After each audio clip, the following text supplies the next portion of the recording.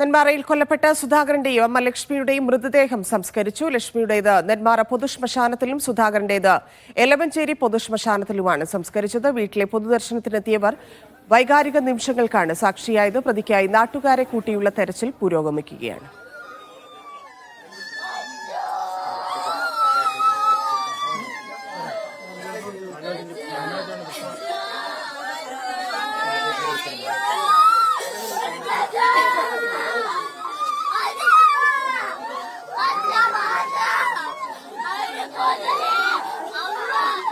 വിവരങ്ങളുമായി T നന്ദഗോപാലും K അഖിലും ചേരുന്നുണ്ട്. ആദ്യം നന്ദഗോപാൽ, ഒരു ഇരുട്ടിൽ തമ്മിൽ പോലീസിന് ഇപ്പോഴുമുണ്ട്. കാരണം ഒരു തുമ്പുമില്ലാതെ പ്രതി ഒരു ഭാഗത്ത് നിൽക്കുന്നു. നേരത്തെ ഇവർ നൽകിയ പരാതി എന്ന് പറഞ്ഞുകൊണ്ട് പോലീസിനെതിരെ രൂക്ഷമായിട്ടുള്ള വിമർശനങ്ങൾ നടന്നുകൊണ്ടിരിക്കുന്നു. കൃത്യമായൊരു നിഗമനത്തിലേക്ക് എത്തിയില്ലെങ്കിലും വിശദീകരണത്തിലേക്കെങ്കിലും പോലീസിന് നിലവിൽ കടക്കാൻ സാധിച്ചിട്ടുണ്ട്. പോലീസിന് കാര്യമായ സൂചനകളൊന്നും തന്നെ ലഭിച്ചിട്ടില്ല എന്നുള്ളതാണ് ജില്ലാ പോലീസ് മേധാവിയുടെ വാക്കുകളിൽ നിന്നും നമുക്ക് മനസ്സിലാകുന്നത്. ഇന്നലെ ഈ ഒരു കൃത്യം നടന്നതിന് തൊട്ടു പിന്നാലെ തന്നെയും ഈ അയൽവാസികൾ പോലീസിനെ വിളിച്ച ഈ വിവരം അറിയിച്ചിട്ടുണ്ടായിരുന്നു. തുടർന്ന് ഈ നെന്മാറ പോലീസിന്റെ നേതൃത്വത്തിൽ അപ്പോൾ മുതൽ തന്നെ പരിശോധന ആരംഭിക്കുകയും ചെയ്തിട്ടുണ്ടായിരുന്നു. ഇന്നലെ രാത്രിയൊക്കെ വിശദമായ പരിശോധന നടന്നു. ഇന്ന് രാവിലെയും സംഘം തിരിഞ്ഞുള്ള പരിശോധനകൾ നടന്നു. അങ്ങനെ 24 മണിക്കൂർ പിന്നിട്ടിട്ടും ഇപ്പോഴും കാര്യമായ സൂചനകളൊന്നും തരാനോ കാര്യമായ വിവരങ്ങളൊന്നും തരാനോ പോലീസിന് സാധിച്ചിട്ടില്ല എന്നുള്ളതാണ് വളരെ പ്രധാനപ്പെട്ട കാര്യം. ഇപ്പോൾ ജില്ലാ പോലീസ് മേധാവി പറഞ്ഞത് ഡ്രോൺ ഉപയോഗിച്ച് പരിശോധന നടത്തി, പക്ഷേ ഇത് ഉപയോഗമുണ്ടായിട്ടില്ല. നിലവിൽ നെല്ലിയാമ്പതി മലയിലാണ് ഈ പരിശോധനകൾ നടക്കുന്നത്. ഒരു വലിയ വിഭാഗം സ്ഥലം പരിശോധിച്ചു കഴിഞ്ഞിട്ടുണ്ട്.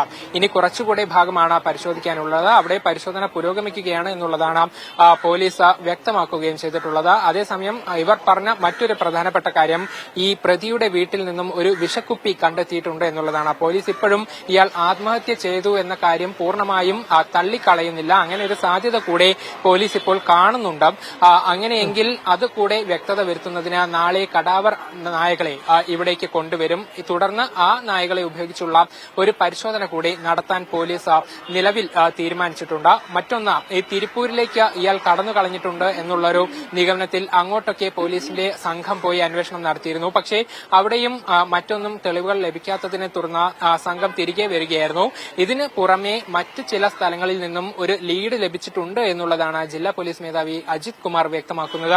പക്ഷേ ഈ സ്ഥലങ്ങളുടെ പേരുകൾ പറയാൻ പോലീസ് ഇപ്പോൾ തയ്യാറല്ല. കാര്യം ഈ വാർത്തയൊക്കെ പ്രതി കാണുന്നുണ്ടെങ്കിൽ അവിടെ നിന്നും ഇയാൾ രക്ഷപ്പെടാനുള്ള സാധ്യത കൂടുതലാണ്. അതുകൊണ്ട് അത്തരം സ്ഥലങ്ങൾ ഏതാണ്, ലീഡ് കിട്ടിയ സ്ഥലങ്ങൾ ഏതാണെന്ന കാര്യം നിലവിൽ ഇപ്പോൾ പറയുന്നില്ല. അവിടെ പോലീസ് സന്നാഹത്തെ അയച്ചിട്ടുണ്ട്. അവിടെ പരിശോധന നടക്കും എന്നുള്ളതാണ് അറിയിച്ചത്. ഇനിയിപ്പോൾ പോലീസിനെ സംബന്ധിച്ച് നാളെ കടാവർ നായ്ക്കളെ കൊണ്ടുവന്നുള്ള പരിശോധനയും ഒപ്പം ഈ പറഞ്ഞ സ്ഥലങ്ങളിലൊക്കെ തന്നെ ബാക്കി വരുന്ന സ്ഥലങ്ങളിലും ഇപ്പോൾ ലീഡ് ലഭിച്ച സ്ഥലങ്ങളിലുമുള്ള പരിശോധനയാണ് പൂർത്തിയാക്കാനുള്ളത്. അതിനുശേഷം ഒരു വ്യക്തത കൂടെ വരുത്തും എന്നുള്ളതാണ് മനസ്സിലാക്കുന്നത്. മറ്റൊരു പ്രധാനപ്പെട്ട കാര്യം, രാവിലെ മുതൽ തന്നെ നമ്മൾ കാണുന്നതാണ്. കഴിഞ്ഞ ഒരുപാട് മണിക്കൂറുകളായിട്ട് ഈ മലയിലും താഴ്വാരത്തിലും വെള്ളത്തിലും ഒക്കെ തെരച്ചിൽ നടത്തുന്നുണ്ട്. അപ്പം ഇവർക്ക് സൂചന ലഭിച്ചിരിക്കുന്ന ഭാഗങ്ങളിലേക്ക്, പ്രത്യേകിച്ച് ഇപ്പോൾ തിരുവമ്പാടി മൊബൈൽ ഓൺ ആയിട്ടുണ്ട്, അങ്ങനെ മറ്റ് സ്ഥലങ്ങളിലേക്ക്, ആ പ്രദേശത്ത് മാത്രമല്ലാതെയുള്ള തെരച്ചിൽ എങ്ങനെയാണ് പുരോഗമിക്കുന്നത്? അതിന്റെ വിശദാംശങ്ങൾ കൂടി. അതായത് പോലീസ് പറയുന്നത് നിലവിൽ നടത്തുന്ന പരിശോധനകൾക്ക് പുറമെ അവർക്ക് ചില സ്ഥലങ്ങളിൽ നിന്നും ചില വിവരങ്ങൾ ലഭിച്ചിട്ടുണ്ട് എന്നുള്ളതാണ്. അത് ജില്ലാ പോലീസ് മേധാവി ഏതാണ് ഈ സ്ഥലങ്ങൾ എന്ന കാര്യം വ്യക്തത വരുത്താൻ തയ്യാറായിട്ടില്ല. അതിന് ഞാൻ നേരത്തെ പറഞ്ഞതുപോലെ ഇവർ നൽകുന്ന ഒരു വിശദീകരണം, ഈ സ്ഥലങ്ങളെക്കുറിച്ചുള്ള വാർത്ത പുറത്തു പോയാൽ, ഇവിടെ അന്വേഷണം നടക്കുന്നുണ്ട് എന്നുള്ള വാർത്ത പുറത്തു പോയാൽ ഒരുപക്ഷെ പ്രതി അവിടെ നിന്നും രക്ഷപ്പെടാനുള്ള സാധ്യതയുണ്ട്. അത് ഒഴിവാക്കുന്നതിന് വേണ്ടിയിട്ടാണ് നിലവിൽ ഇത്തരത്തിൽ പേരുകളൊന്നും തന്നെ വെളിപ്പെടുത്താത്തതെന്ന് പോലീസ് വ്യക്തമാക്കുന്നുണ്ട്. അതേസമയം ഈ തിരുവമ്പാടിയിൽ നിന്നും പ്രതി ഉപയോഗിച്ച ഒരു ഫോൺ ഓണായിട്ടുണ്ട് എന്ന് പറയുന്നു. പക്ഷേ ഇത് ഇയാൾ പണ്ട് വിറ്റ ഫോണാണ്. അത് പക്ഷേ വേറെ ആരെങ്കിലും ഉപയോഗിച്ച് അത് ആ സമയത്ത് ഓണാക്കിയതായിരിക്കാം എന്നുള്ള നിഗമനത്തിലാണ് പോലീസ്. പക്ഷേ അത് അവഗണിക്കുന്നില്ല. അവിടെയും പോലീസിന്റെ നേതൃത്വത്തിൽ പരിശോധന നടത്തും എന്നുള്ളതും വ്യക്തമാക്കിയിട്ടുണ്ട്. മറ്റൊരു കാര്യം, ഇന്ന് രാവിലെ ഇയാൾ കുളത്തിലോ പുഴയിലോ ഒക്കെ ചാടിയിട്ടുണ്ടാകാം എന്നുള്ള ഒരു സാധ്യത കണക്കിലെടുത്ത ഈ സ്ക്വാഡ്, ഈ ഡൈവിംഗ് സ്ക്വാഡൊക്കെ അങ്ങോട്ട് എത്തിയിട്ടുണ്ടായിരുന്നു. അവർ അവിടെ പുഴകളിലും കോറിയിലുമൊക്കെ പരിശോധന നടത്തിയിരുന്നു. പക്ഷേ യാതൊരു വിധത്തിലുമുള്ള സൂചന ലഭിച്ചിട്ടില്ല. ചുരുക്കി പറഞ്ഞാൽ ഇപ്പോഴും പ്രതിയെക്കുറിച്ച് വ്യക്തമായ ഒരു സൂചന നൽകാൻ പോലീസിന് തയ്യാറായിട്ടില്ല, അല്ലെങ്കിൽ കാര്യമായ ഒരു ലീഡിലേക്ക് എത്താൻ പോലീസിന് സാധിച്ചിട്ടില്ല എന്നുള്ളതാണ് മനസ്സിലാക്കുന്നത്. വെളിപ്പെടുത്താൻ തയ്യാറല്ലാത്ത ചില സ്ഥലങ്ങളിൽ നിന്നും വിവരങ്ങൾ ലഭിക്കുന്നുണ്ട്. അവിടെ പോലീസ് അന്വേഷണം നടത്തും എന്നുള്ളത് മാത്രമാണ് വളരെ പ്രധാനപ്പെട്ട ഒരു വിവരമായി ജില്ലാ പോലീസ് മേധാവി ഇപ്പോൾ മാധ്യമങ്ങളോട് പറഞ്ഞിട്ടുള്ളത്. ശരി, നന്ദഗോപാൽ, കെ അഖിൽ കൂടി ചേരുന്നുണ്ട്. അഖിൽ, വല്ലാത്ത കാഴ്ചയാണ് ഈ സംസ്കാരവുമായി ബന്ധപ്പെട്ടൊക്കെ നമ്മൾ നാട്ടുകാരും മറ്റ് കേരളം മുഴുവൻ ഇന്ന് കണ്ടത്. കാരണം രണ്ടുപേരുടെ ജീവൻ എടുക്കുക, രണ്ട് പെൺകുട്ടികൾ അനാഥമാവുക എന്നൊക്കെയുള്ള വൈകാരികമായിട്ടുള്ള ഒരു തലം അവിടെയുണ്ട്. അതിനപ്പുറത്തേക്ക് നേരത്തെ ഇവർ പരാതി നൽകിയിട്ടുള്ള ആളുകളാണ്, ഇത്തരത്തിൽ ഭീഷണിയുണ്ടെന്ന് അറിയിച്ചിട്ടുണ്ട്. അപ്പോൾ സ്വാഭാവികമായിട്ടും അതിലൊരു ബുദ്ധിമുട്ട് കൂടി നാട്ടുകാർക്കും ബന്ധുക്കൾക്കും ഒക്കെ ഉണ്ടാവും. പോലീസ് അവരെ കൈയൊഴിഞ്ഞു എന്ന തരത്തിലുള്ള ഒരു സ്വാഭാവിക പ്രതികരണവും വൈകാരികമായിട്ടുള്ള പ്രതികരണവും ഒക്കെ അവിടെ നിന്ന് വരാം. അത്തരത്തിൽ ഇന്ന് നടന്ന സംഭവങ്ങൾ എന്തൊക്കെയാണ്? ഒപ്പം തന്നെ ഈ തെരച്ചിൽ, അവിടെയുള്ള ആളുകളുടെയൊക്കെ മൊഴി പോലീസ് രേഖപ്പെടുത്തുന്നുണ്ടോ? അവർക്ക് എന്തെങ്കിലും സൂചനകളുണ്ടോ? ഇയാളുടെ ബന്ധുക്കളുമായുള്ള സംസാരവും അവരുടെ മൊഴിയെടുക്കലും ഒക്കെ നടന്നു.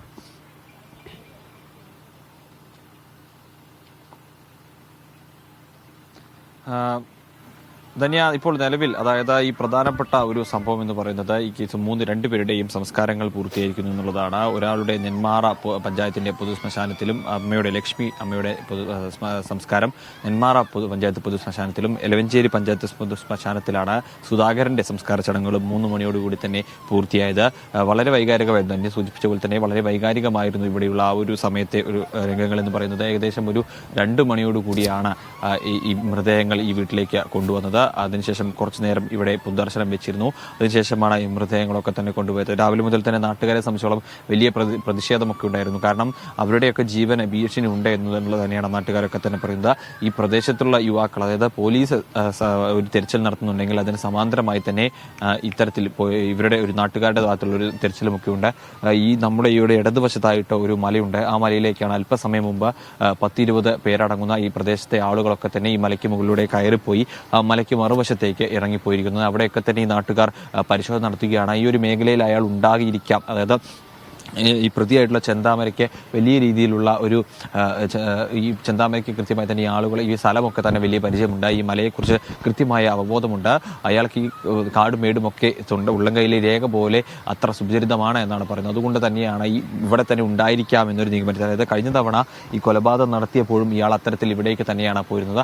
അതുകൊണ്ട് തന്നെയാണ് ഇത്തരത്തിൽ ഇവിടെ ഉണ്ടാകാമെന്നൊരു നിഗമനത്തിലേക്ക് പോലീസും ഒക്കെ എത്തി അവരുടെ പരിശോധന നടത്തുകയും പോലീസിന് സമാന്തരമായി തന്നെയാണ് നാട്ടുകാരും അവരുടേതായ രീതിയിലുള്ള തിരച്ചിലുകൾ ഇവിടെ നടത്തുന്നുണ്ട് എന്നുള്ളത് തന്നെയാണ് നാട്ടുകാർ ഇവിടെയൊക്കെ തന്നെ പരിശോധന. ഇവിടെയുള്ള ചെറുപ്പക്കാരടങ്ങുന്ന സംഘം പല സംഘങ്ങളായി തിരിഞ്ഞുകൊണ്ട് ഇവിടെ ഈ ഫോറസ്റ്റിനുള്ളിലേക്ക് കയറി ഈ ഭാഗത്തൊക്കെ തന്നെ തിരിച്ചറിയുന്നുണ്ട്.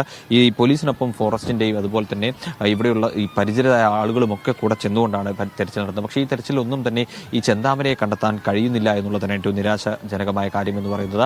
ആ 2 പേർ മരിച്ചവരുടെ രക്തം അവിടെ തളം കെട്ടി കിടക്കുന്നു. 2 മൃതദേഹങ്ങൾ ഇവിടുന്ന് കൊണ്ടുപോയി. ഈ സമയമായിട്ട് പോലും എവിടെയാണ് ചെന്താമര എന്നുള്ളൊരു സൂചന പോലും പോലീസിനോ ആർക്കും തന്നെ കണ്ടെത്താൻ കഴിയുന്നില്ല എന്നുള്ളത് വളരെ ഒരു ആളുകളെ സംബന്ധിച്ചുള്ള ഒരു ഭീതി വർദ്ധിപ്പിക്കുന്ന ഒരു കാര്യം തന്നെയാണ്. കാരണം ഇനിയും 2 പേരെ കൊല്ലാനുണ്ട് എന്ന തരത്തിൽ തന്നെയാണ് ഈ ചെന്താമര പെരുമാറിയിരുന്നത്. കാരണം ഈ കൊലപാതകം, ആദ്യത്തെ 2 കൊലപാതകം ലക്ഷ്മിയും അതുപോലെ സുധാകരനും കൊലപ്പെടുത്തിയ ശേഷം ഇയാൾ മറ്റു 2 വീടുകളിൽ പോയി അവരവിടെ ഉണ്ടോ എന്ന് അന്വേഷിച്ചിരുന്നു എന്നുള്ളതാണ് ഏറ്റവും പ്രധാനപ്പെട്ട കാര്യം. ഈ ചെന്താമരയുടെ അമ്മാവൻ തന്നെ പറയുന്നുണ്ട്, ഇവൻ ഈ അന്ധവിശ്വാസിയാണ്, ആ അന്ധവിശ്വാസം തലയ്ക്ക് പിടിച്ചതാണ് ഈ കൊലപാതകത്തിലേക്ക് നയിച്ചതെന്നുള്ള. കാരണം ഇന്നലെ നമ്മൾ സംസാരിച്ചപ്പോഴും കെ ബാബു MLA പറഞ്ഞൊരു കാര്യം അത് തന്നെയാണ്. അതായത് ഇയാൾ ഈ ജോൾസിനെയൊക്കെ പോയി കണ്ട മഷിയിട്ട് നോക്കിയപ്പോൾ നീളൻ മുടിയുള്ള ഒരു സ്ത്രീയാണ് തന്റെ ഈ ചെന്താമരയുടെ കുടുംബം തകരാനുള്ള കാരണമെന്ന് പറഞ്ഞിരുന്നു.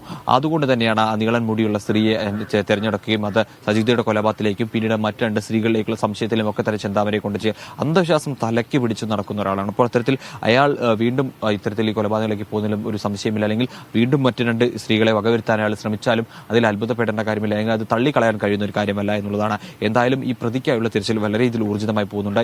ഇത്തരത്തിൽ കഴിഞ്ഞ അല്പസമയം മുമ്പാണ് ഇവിടെ നിന്നും ഈ വനത്തിനുള്ളിലേക്ക് പോയ ഈ ട്രാക്കർ വിഭാഗത്തിൽപ്പെടുന്ന നായകൾ തിരികെ വന്നത്. പക്ഷേ അവർ ട്രാക്കർ ഉപയോഗിച്ചുകൊണ്ട് പരിശോധന നടത്തിയിട്ടും ഈ ചെന്താമരയെ കണ്ടെത്താൻ പോലീസിന് കഴിഞ്ഞില്ല എന്നുള്ളതാണ്.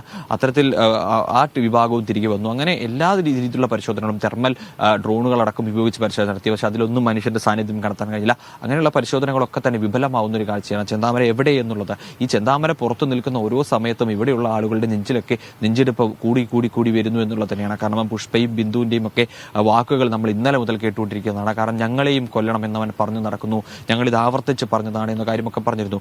ഈ പോലീസിന് സംഭവിച്ച വീഴ്ച അത് വീഴ്ചയല്ല, അല്ലെങ്കിൽ ചെറിയ വീഴ്ചയാണ് എന്നൊന്നും പറഞ്ഞു കളയുന്നില്ല, വലിയ വീഴ്ച തന്നെയാണ്. കാരണം 29-ാം തീയതി ഒരു കുടുംബം ഒരു പരാതി നൽകുന്നു. സ്വാഭാവികമായും ഒരാൾ നെന്മാറ പഞ്ചായത്തിലേക്ക് കയറരുത് എന്ന് ഒരു ജാമ്യ വ്യവസ്ഥയിൽ ഒരു കൊലക്കേസ് പ്രതിക്ക് കൊടുക്കുന്നു. അപ്പോൾ അത്തരത്തിൽ സ്വാഭാവികമായും പോലീസ് ഈ വീട്ടിൽ വന്ന് ഇയാൾ ഇവിടെ എത്തുന്നുണ്ടെന്നും സ്വാഭാവികമായി പരിശോധന നടത്തണം. അതില്ലെങ്കിൽ പോലും 29-ാം തീയതി ഒരു പരാതി ലഭിച്ചതാണ്.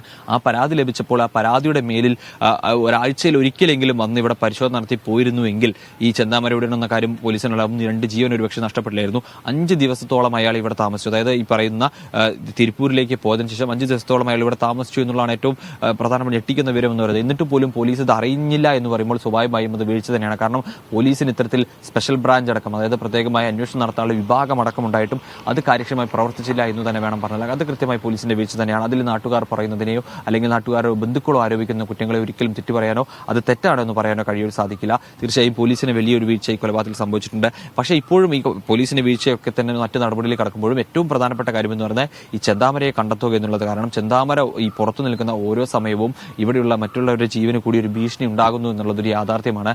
അല്ലെങ്കിൽ അത് നമുക്കൊരു പൂർണ്ണമായും തള്ളിക്കളയാൻ കഴിയുന്ന ഒരു കാര്യമല്ല. എന്തായാലും ഈ ചെന്താമരയെ കണ്ടെത്താൻ വേണ്ടിയിട്ടുള്ള വലിയ രീതിയിലുള്ള ഒരു തെരച്ചിൽ, ഒരു സന്നാഹത്തോടെ, അതായത് പോലീസ് മാത്രമല്ല നാട്ടുകാരുടെ കൂടി ആവശ്യമാണ് ഇപ്പൊ ചെന്താമരയെ കണ്ടെത്തുക എന്നുള്ളത്. കാരണം അവർ കൂടി അതിനുവേണ്ടി മുന്നിട്ടിറങ്ങുന്നു എന്നുള്ള കാഴ്ചയാണ് നമുക്ക് ഇവിടെ നിന്നും കാണാൻ കഴിയുന്നത്. തന്നെയാണ്.